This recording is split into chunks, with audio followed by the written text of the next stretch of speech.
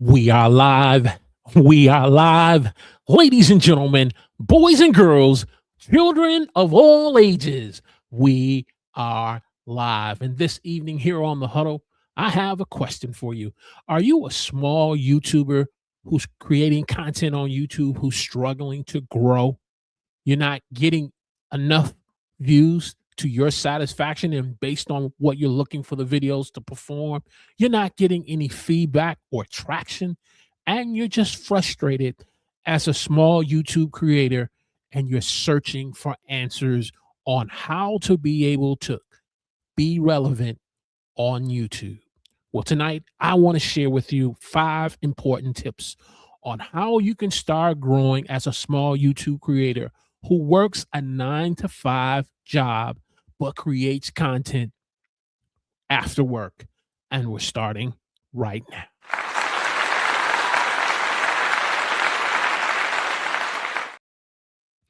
Praise the Lord, everyone. Welcome to The Huddle. I'm your host, Walter Strong, where it's our goals to help working class content creators like yourself to grow your channel, get more views, and to make money online. And as we said tonight, we're going to be talking about 5 tips on helping you as a small YouTube creator with a YouTube channel that's competing against large, established creators on YouTube and the platform.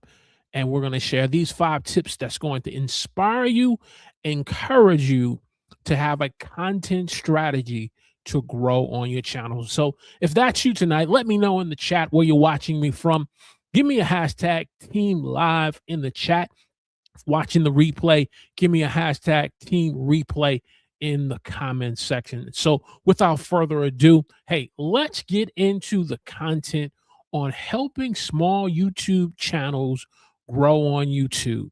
And if you've been creating content for a little bit now, you know that YouTube has really been trying to communicate more and more on the platform that they are trying to help new YouTube channels, small YouTube creators to be able to grow more on YouTube, especially if you're a working class content creator who works a 9 to 5 job. Hey, we all see it on our YouTube homepage where we just seem to see based on our viewing history and watch pattern where there seems to be just channel after channel, just large established YouTube channels that have over 10,000 views, 50,000 views, 100,000 views. And you say, where are the small YouTube creators? Where are the new YouTube creators? As Mr. Beast said in an interview to Neil Mohan of the CEO of YouTube, where is the next Mr. Beast? Where is the next Logan Paul? What is YouTube doing to try to help small YouTubers grow on YouTube so that they can be established?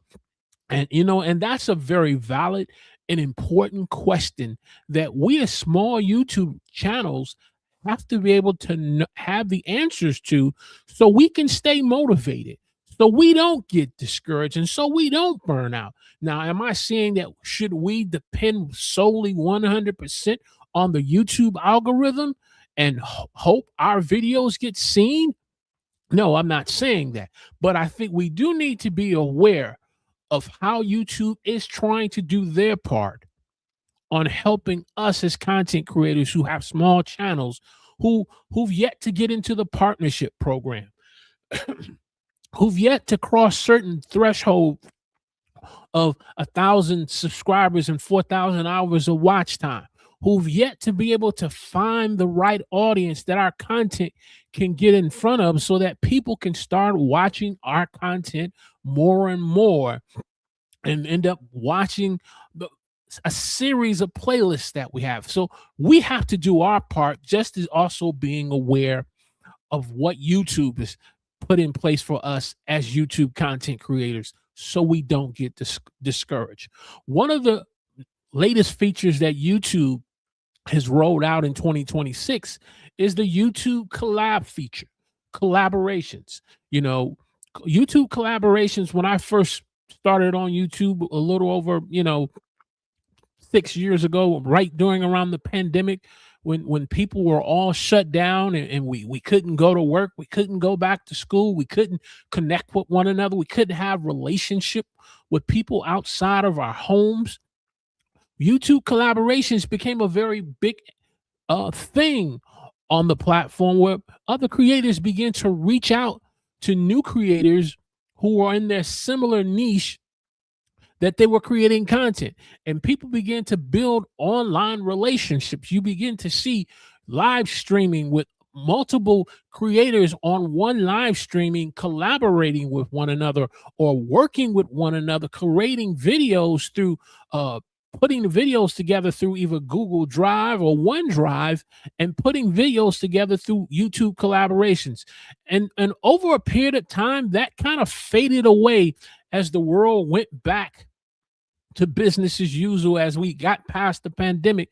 But YouTube said, we need to roll out the YouTube collab feature so that people who collaborate together through this feature could be able to get more discoverability, to get in front of a new audience that's not familiar with them. And so if you collaborate with another content creator, whoever is the prime person of the video, they can then send a link to said other creator. And then once you accept that link, you're able to then do a collaboration where both your channels are working in concert together, where there's information about their channel, there's information about your channel, there's both subscribe buttons there, and it allows you as a content creator to get in front of another audience of set creator who has similar interests and similar goals and has a similar niche of audience people that can learn and discover more about you. Vice versa, the same for that person. Let's take it a step further. Maybe you are a small YouTuber content creator where you want to be able to collaborate not just with other individuals in your niche audience and your, let's say, your subscriber count. So maybe you're anywhere between 250 to about 2,500, and you're collaborating with individuals like that. But hey, maybe you want to take a swing at the plate and hit a home run and start collaborating with much larger established YouTubers, the Nick Nimmons, if you will, the Roberto Blanks, or the Nick Johnsons, or the Sean Cannells, and you want to be able to collaborate with much larger YouTubers. Well, it doesn't happen a whole lot, but it's all things are possible if you put the work in and collaborate. Well, when collaborations used to happen back then, they didn't have the YouTube collab feature. And so you had to kind of depend upon that other large established creator who was willing to pass on information about your channel through word of mouth to get you in an audience, if you will, with their audience. Well, now with the YouTube collab feature, if you are fortunate enough to collaborate with a Sean Cannell, if you're an Omar to Corey, then hey, with the YouTube collab feature, if they accept that link that you send them, or if you accept the link that they send you, now you're getting in front of their audience. You're getting the potential of being able to be discovered more by a new set of eyes of audience of people to learn more about you as a small YouTube creator. And so this is just one of the ways you can be able to begin to grow as a small YouTuber, as having a small YouTube channel that is growing. Though you're working a 9-to-5 job, you can be able to begin to grow.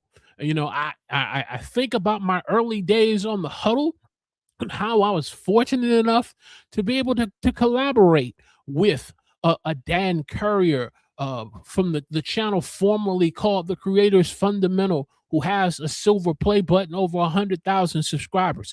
I was fortunate enough to collaborate with individuals like Jeff Barch from Story Greenlight. I was fortunate enough, which to this day is probably one of my highlights as a new creator growing on the platform with less than 250 subscribers, to be able to collaborate with a Benji Travis from Benji Man TV, and who's had other YouTube channels collaborating and working in partnership with Sean Cannell, with Think Media, with video influencers. He's the co-author of YouTube Secrets, which I think their book is on the New York bestsellers and probably on their second or third edition. And here you have me as a small creator collaborating with someone over 100,000 subscribers and over 1 million views on 2 different channels. Man, think about it. If the YouTube collab feature would have been out, look at the potential. But now we have it today as working class content creators who have a small channel that we're growing. Though we're working a 9-to-5 job, and though we have family and responsibilities and other things that are important in our life, the YouTube collab feature is a great way that if you learn to utilize and have a strategy, if collaborations is something that you're looking to do with other content creators, you can grow your channel. Now, I need to put this caveat here. The YouTube collab feature shouldn't be used from the perspective of what we think we can get out of it. I don't subscribe to that mentality or perspective. I believe when I collaborate with another content creator, whether if it's a small YouTuber who has a similar niche and audience or similar like subscribers, or if they are on the platform size of a Benji Travis, I'm doing it from the approach of how can I add value to him or her and their audience? What can I bring to the table that can be able to add value through that collaboration with me? And if you approach it from that standpoint, the YouTube collab feature becomes a great asset to you as a small YouTube creator, as a working class content creator, because you're using it from the perspective of how you can be able to add value to said creator and to their audience. That when they're done collaborating with you, that it is, you leave such an impact through that collaboration that down the line, they're going to want to collaborate with you more, because you're not doing it from the perspective of what you can get from it, but how you can be able to benefit them, and you can reap the rewards of that collaboration through what they give to you in return. The other caveat I want to put on the table about the YouTube collaboration feature is you got to know how to reach out and collaborate the right way. You got to reach out and collaborate the right way with another content creator on YouTube or some other platform like a TikTok or Instagram. You don't go into a person's DM and start spamming them and say, hey, can we collaborate together? Can we collaborate together? Can we do a live stream together? Can you become on my guest? You have all these subscribers. You have all this big audience. No, you don't spam the person, but you build the relationship with the creator. They get to know you, you get to know them. Hey, take the time to find out, other than being on YouTube, what other platforms are they on? Are they on LinkedIn? Are they on TikTok? Are they on Instagram? Are they on X, formerly known as Twitter? Begin to build an online relationship with them. Do they have a website? Do they provide you the opportunity that maybe you can do a discovery call for 15 to 20 minutes? Let them get to know who you are and learn more about your channel and about the goals of your channel and the purpose of your channel and what you're trying to do, and vice versa. You get to know about them. So that way, when you build a genuine online connection with them, the YouTube collaboration of you both working together clicks and works seamlessly. So that's just one great way as a small YouTube creator, you can be able to grow on YouTube. A second way that you can be able to start growing your YouTube channel is through live streaming, but in particular, dual live streaming. YouTube has really gotten behind this whole thing about dual live streaming of doing vertical and horizontal together.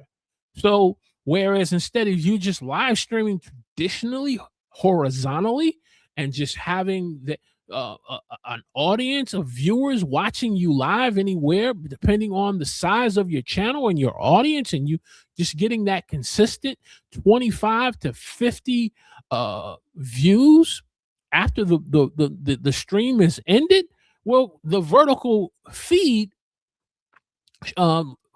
live stream feed gives you now the opportunity to get in front of new eyes of people who don't know about your channel. And so as they're scrolling on the vertical feed through the YouTube shorts, they can begin to say, who is this person? What is this channel is about? Let me take this a look. Now, is everyone going to be a great fit through the vertical feed of your channel? Probably not. I've been dual live streaming now for a while, and I've been fortunate enough to come across a few individuals that were interested in what the type of content that I'm making. But for the most part, they're just individuals just passing by, like what people do in the vertical live stream feed or the shorts feed. They just scroll and they keep it moving. And you got to be okay with that. I'm okay with that. Will you occasionally get a subscriber or two if they are genuinely interested in what your message that you're saying, and if you're adding value to them? Yeah, you may be fortunate to get a subscriber or two from there. But most importantly, understanding dual live stream purpose is to provide you the platform for more discoverability. So if you just been strictly horizontally live streaming and never tried dual live streaming, hey, give it a shot. If you're trying to get new eyes on your YouTube channel as a small YouTuber, it's an opportunity. You try it for a while with the understanding, the caveat that you understand that the people who you may be coming across may not always fit to be a part of your niche audience. But any good business owner, any good entrepreneur who has a business wants to be able to get their name and their business, their product and service out there, just to be able to say, hey, just want to introduce myself, what my brand is about, and what we're doing here, and just to be able to shake some hands. Dual live streaming vertically and horizontally is just shaking some hands and just keeping the message out there of what you're passionate about, so you don't get discouraged, so you don't get frustrated and feeling like you're just going through the motions and you're on the hamster wheel of content creation, and it's just little to no views, no feedback, and you feel like you're just not getting any traction. Hey, if you're getting great value out of this discussion tonight on how to grow your small YouTube channel through these 5 tips, do me a favor, click the like button for me, especially those in the vertical feed who are just passing by and checking me out. Give me that thumbs up to let me know, hey, you stopped in. Just give me a thumbs up. Let me know you stopped in. And share this on your favorite social media platform and encourage another content creator who's working 9 to 5. As Dolly Parton says, working 9 to 5. Okay, I'm gonna let that go. Hey, we got a couple of individuals that are dropping in the chat. I definitely see OG regular in the chat, Mr. James Bush from Prayer Request Live. He's here tonight. And if anyone else is in the chat, hey, let me know where you're watching me from. Give me a hashtag Team Live. And so we talked about YouTube collaborations. We talked about dual live streaming. Here's another, it's not a feature, but it is a format that I think we as small YouTube content creators, we need to have a vision for. We need to have a vision for. If James, you're in the chat, and so many others who are watching me, you'll remember back in the days when television first came on the scene, and it was primarily black and white TV. And if you had a black and white TV, you remember when the antennas the rabbit ear antennas were not working properly, so you put a hanger on the antenna. And when the knob broke off, you got you a pair of pliers to turn the channel. Boy, you got upset if you couldn't find those pliers. If you could turn the channel to your favorite TV program was coming on because someone broke the knob on the TV. Well, let's fast forward now today. HD TVs, streaming services, your smart TV, you can watch, yes, you can watch your Netflix, you can watch your HBO Max, but you also have YouTube TV. YouTube TV. And if you've been keeping up on some of the news about what the CEO of YouTube has been saying, YouTube now has surpassed Netflix in the streaming services. They've surpassed Netflix. But you say, why is this important to me as a small YouTube content creator? Well, as technology evolves, we've gone from 760 to now 1080 to now we're doing it in 4K. James, could you imagine if you are streaming through 4K either on your phone, iPhone? I'm more pro iPhone. Okay. You can't get me to an Apple or a Mac, but I'm more pro iPhone. Or you have a 4K digital camera, DSLR or mirrorless, and Prayer Request Live is being live streamed in 4K.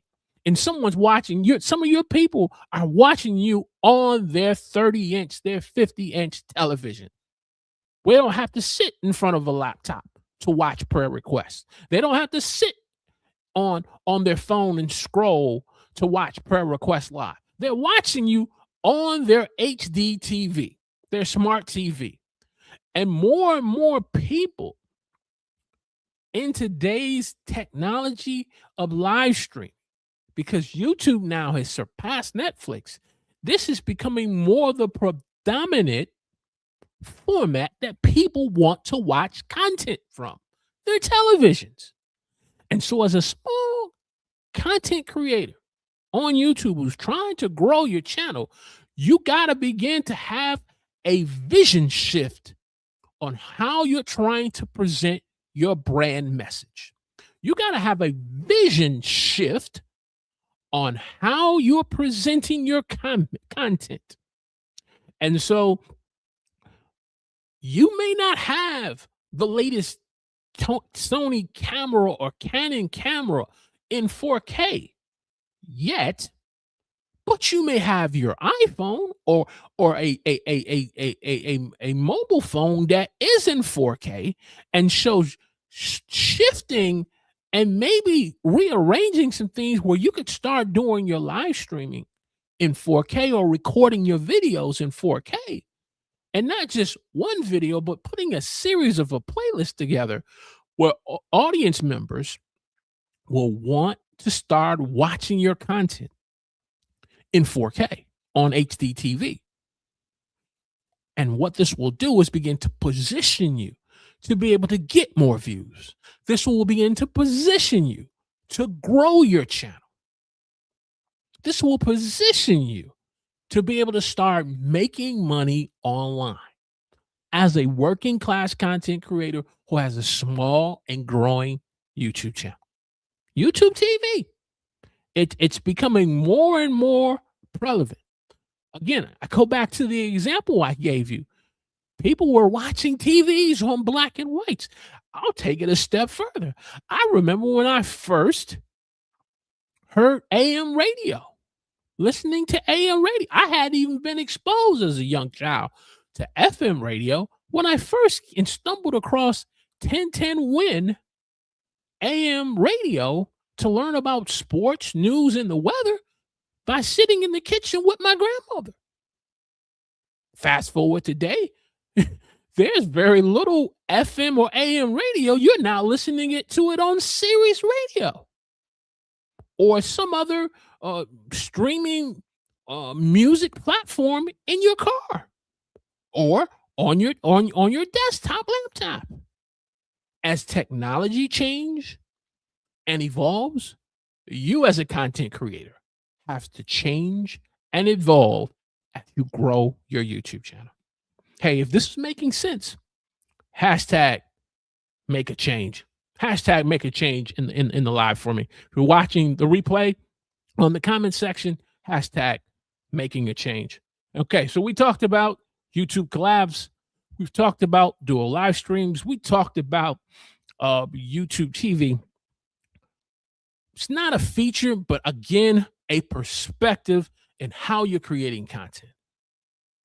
In the past, traditionally, the old YouTube way was to just, make long form videos, horizontal long form videos, and post videos on YouTube. Do live streams. Of course, YouTube Shorts came on the scene, and it's now, if you look at on your homepage, it's more the predominant part of your home feed, your homepage of your YouTube or YouTube Shorts. Now here comes vertical live stream. And yes, there's been the argument about, hey, can't YouTube Shorts hurt my channel, hurt my long form content? Yeah, that argument has been predominantly going on.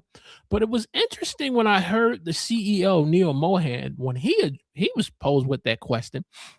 His response was, I want you to check this out. Lean in for me. Those of you who are watching me live or the replay.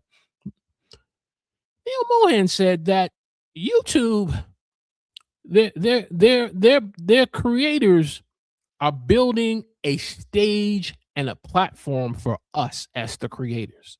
And the way they see YouTube Shorts and horizontal videos and live streaming and vertical live streaming, podcasting, can't forget podcasting, they're providing it from a multi-format approach. When you look at today's YouTube, content creation is now being presented to us in a multi-format approach.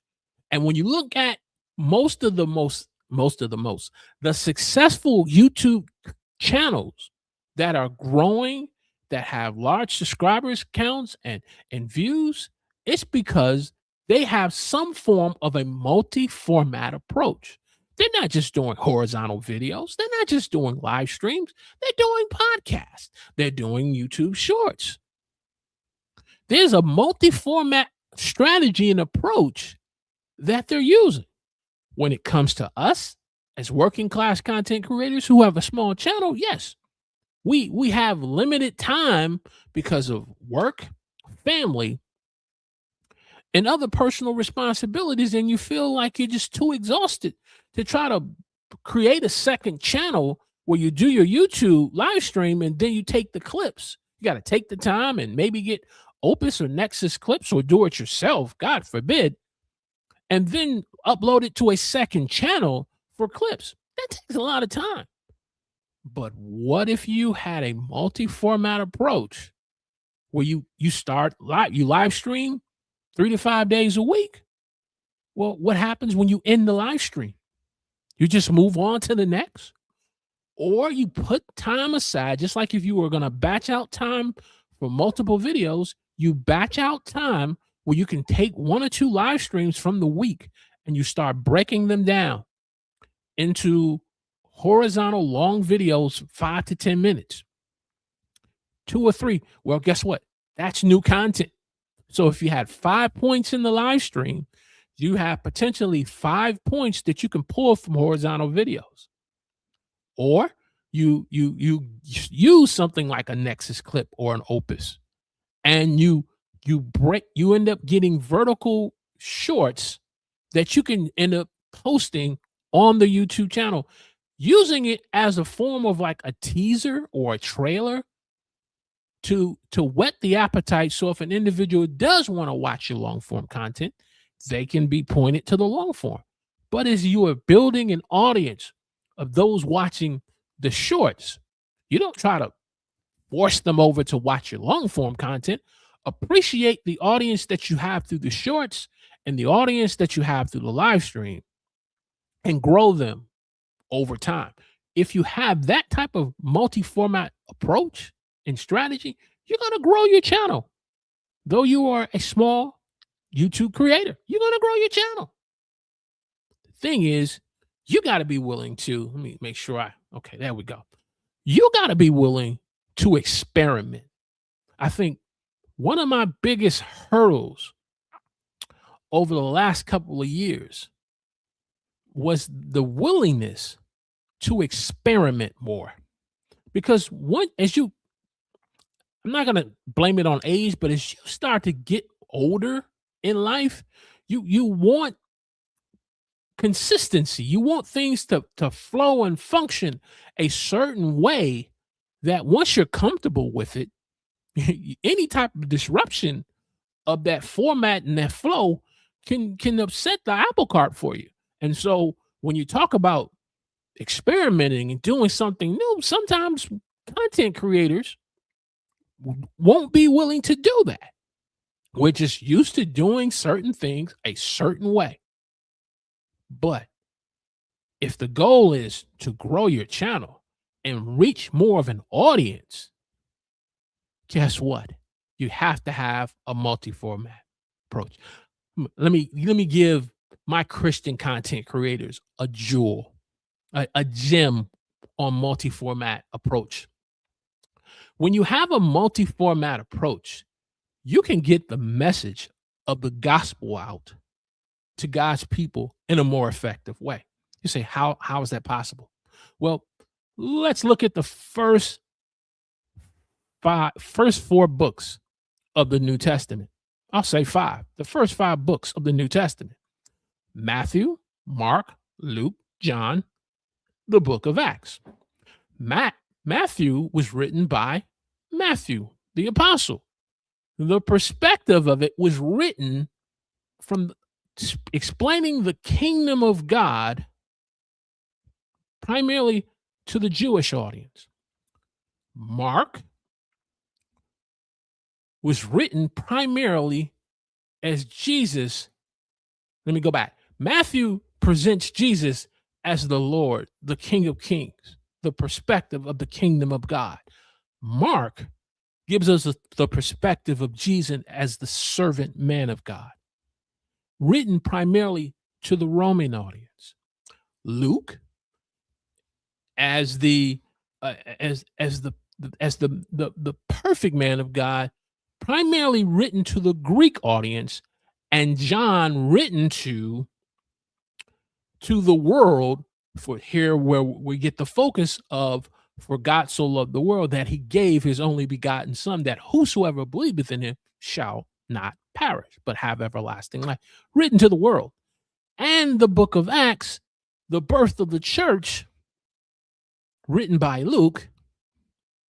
You see these different perspectives on how the gospel is being presented to a dying and lost world. What if you had a multi-format approach? That's for free for you.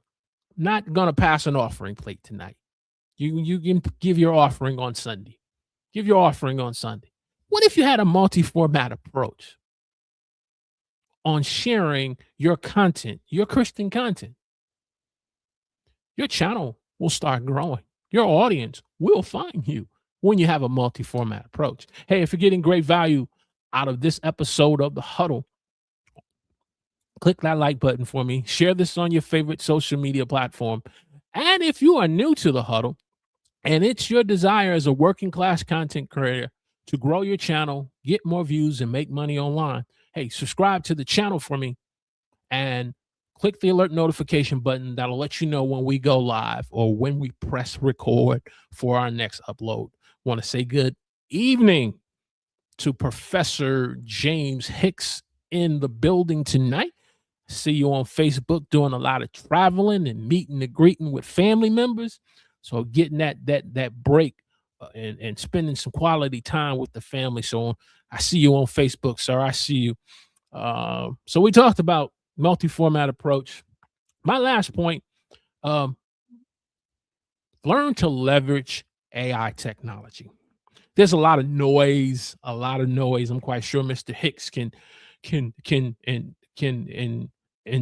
be able to put some more wisdom to this. And I'm just scratching the surface, but learn to leverage AI technology in your content creation, because there's a lot of noise where people just, yes, I understand the approach that the fear that people have. They say, hey, look, using AI technology. It's replacing people's jobs. It's making eliminating opportunities for people.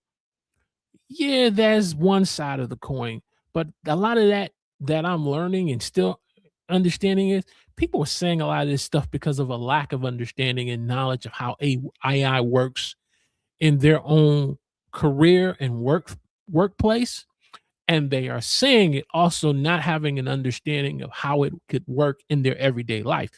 It does work in your everyday life. You just turn on the television and you will see a Chase commercial that's teaching you about going and doing your banking, but at the same time, you're trying to depend on AI to help you with your banking when you need AI as a tool and human involvement to help you to do that. You see it in the Chase commercials. You see it in the Gemini commercials where the guy is trying to hang up a picture on the wall and he's trying to go step by step and he thinks he's on a certain steps, and then when he reaches out to Gemini and say, "What step am I on?" and he finds out he's not even on the step that he thought he was. And, the young lady who ends up having a hole in the wall and she gets frustrated and she's trying to depend on Gemini. It's being presented to us in our everyday life. Well, guess what? As a content creator, there are certain AI tools that are for free that you just got to spend the time to have being willing to learn about these things, how to use them, so that way you can make better content. You're struggling with thumbnails? Hey, begin to, collaborate with other content creators who may be making thumbnails with AI, with Chat GPT or Claude or one of 10 software where you can make better thumbnails. There are individuals in the chat like Tech Troublemaker, Professor James Hicks in the chat. You need help with learning how to make better scripts or better run a show for your live stream. Hey, start using and learning how to make not better prompts, but the correct prompts to be able to correct how to present and make a decent run a show for your live stream. Learn to leverage AI technology. As you learn to leverage it, as you begin to understand the workings and the features and the benefits of it, it's going to be able to aid you in how to make better content. Better content posted on YouTube provides you the potential for more impressions. More impressions gives you the potential for more views with higher CTR and click-through rates, and more potential to grow on YouTube. But you got to be willing to leverage it, not see it from the perspective that this is something is a disadvantage, or constantly listening to the noise.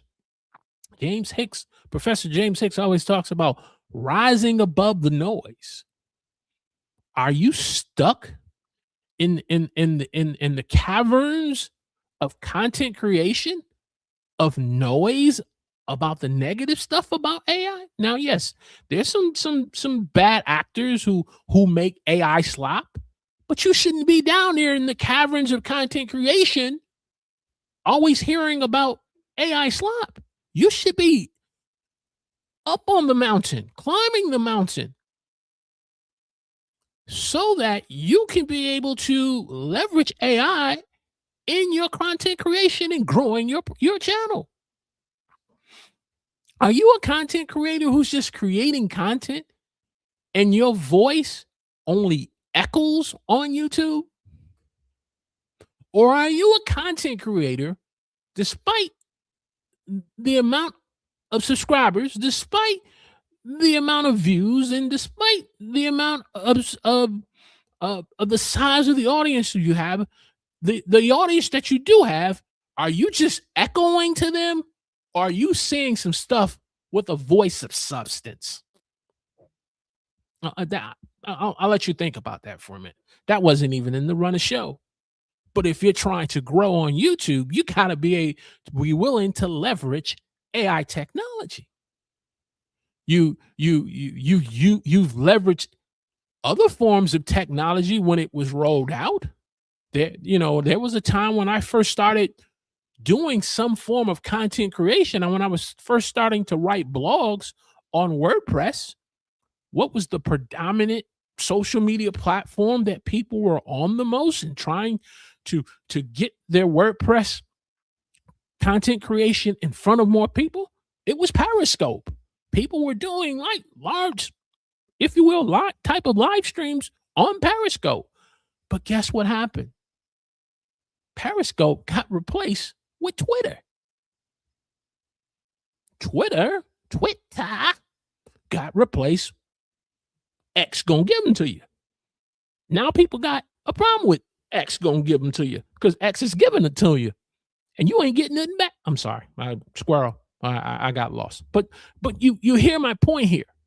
Learn to leverage AI learn to leverage AI technology in growing your YouTube channel as a small content creator. So in summary, I'm getting tongue tied here. Let me take a little sip of tea here.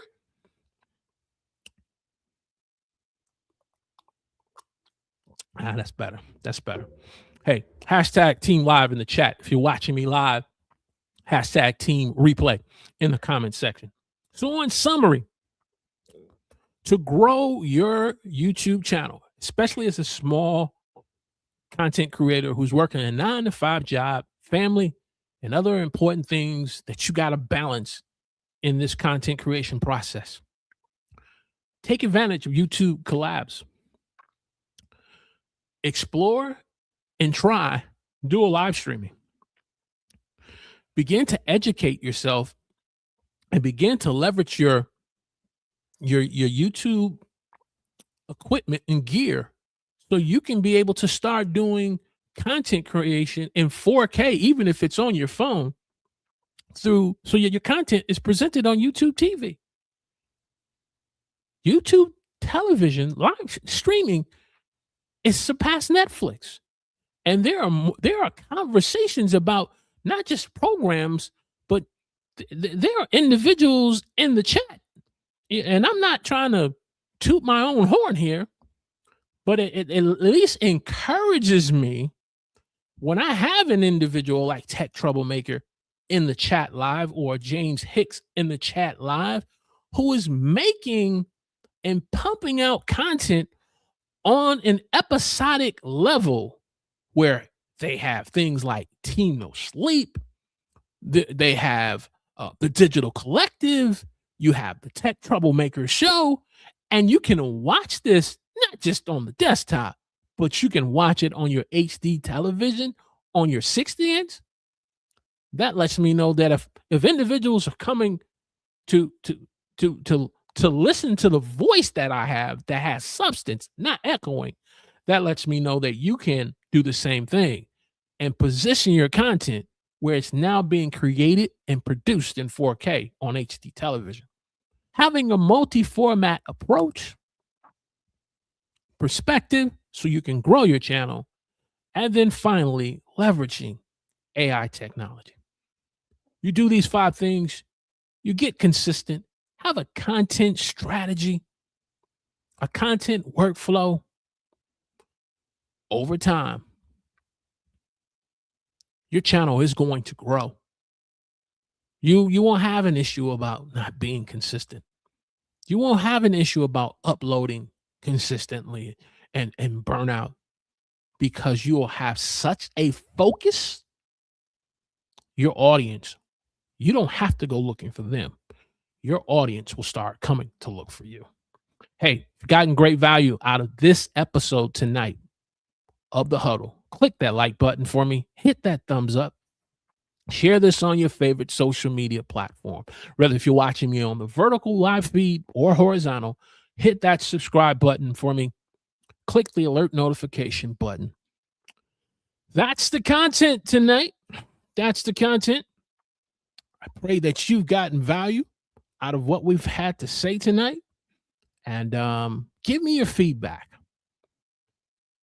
I see a lot of you in the chat. Forgive me if I haven't had an opportunity to pull up a lot of the comments during the live, but I was just so locked in and focused tonight that I just wanted to get the content out. And I'll definitely acknowledge your chats, rather directly through your DMs, or in the comment section. But we just want to get the content out tonight and be able to share it, not from a voice of echoing, but from a voice of substance tonight. So that's the content. We're going to bring this train into the station. That's my notes. Where are we at? That's the style. That's the media. So want to thank each and every one of you for taking time out your schedule to be here on the huddle with me. And we will be back Sunday night at 8 p.m. I hope to see you then. Hey, enjoy your Memorial weekend and spend some quality time with the family. Spend some quality time getting yourself some rest and relaxation, and then position yourself to make some great content that adds value to your audience. God bless.